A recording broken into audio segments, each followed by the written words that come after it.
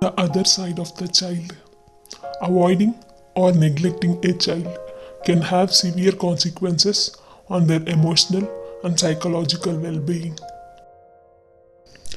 Ramu was a 10-year-old boy who lived with his parents in a small apartment.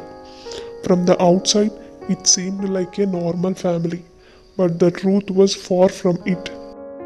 Ramu's parents were always busy, either working or watching TV. They barely had time for him, and when they did, it was only to scold or criticize him. Ramu felt like he was invisible, like he didn't exist. As a result, Ramu became withdrawn and isolated.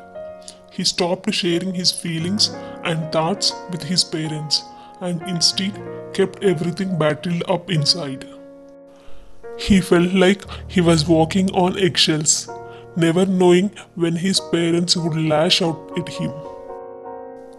Ramu's parents avoided him because they were dealing with their own issues. His father was struggling with addiction and his mother was depressed. They didn't know how to deal with their own problems, let alone their son's needs. One day, Ramu's teacher noticed that he was struggling in school. She asked him what was wrong, and Ramu broke down in tears. He told her about his parents and how they avoided him. Teacher listened attentively and offered Ramu a shoulder to cry on. She also spoke to Ramu's parents, encouraging them to seek help and support. Slowly but surely, Ramu's parents began to realize the harm they had caused their son. With teachers' help, Ramu's parents started attending therapy sessions and support groups.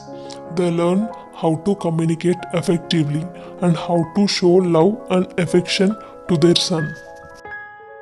Ramu too began to heal. He started to open up to his parents, sharing his feelings and thoughts with them. He also started to excel in school thanks to his teachers' guidance and support. Children need love, attention, and validation from their parents to thrive.